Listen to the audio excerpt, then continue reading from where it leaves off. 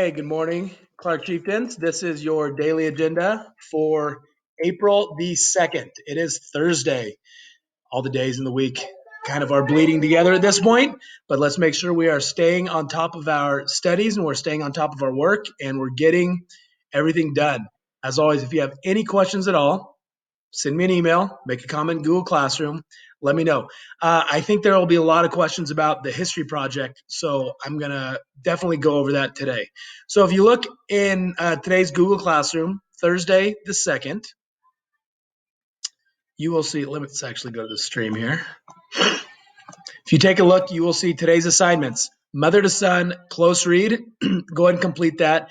Close read should be pretty straightforward for you guys. You guys know how to do it. There's a writing assignment involved and those skill focus questions. For your history project, you're going to need this document. Everything you need is on this document.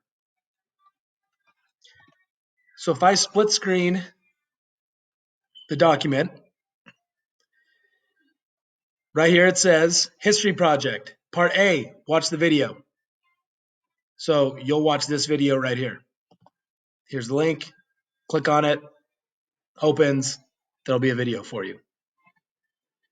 Part B, type a minimum of 2 paragraphs about your journey. Now it says, explain your journey here. What happened along the way and where did you end up?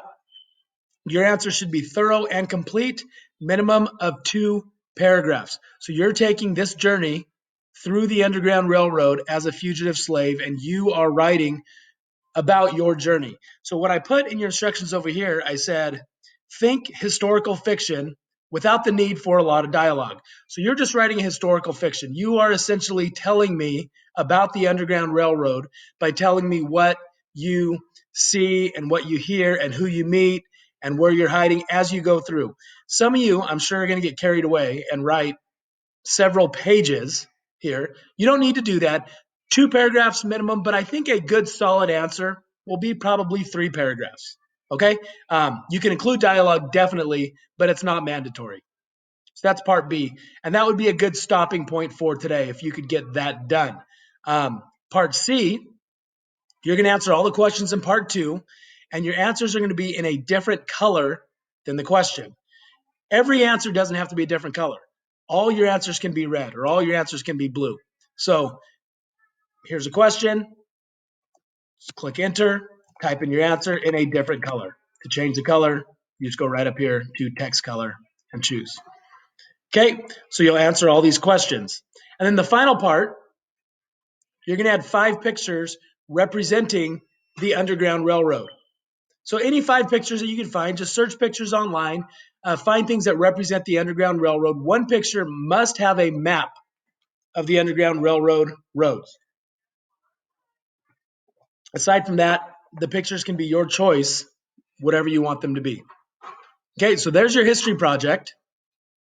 You'll be working on that today and tomorrow. I'm not going to check it till the beginning of next week. So, I know it says it's due Friday, but I'll check it the beginning to the middle of spring break.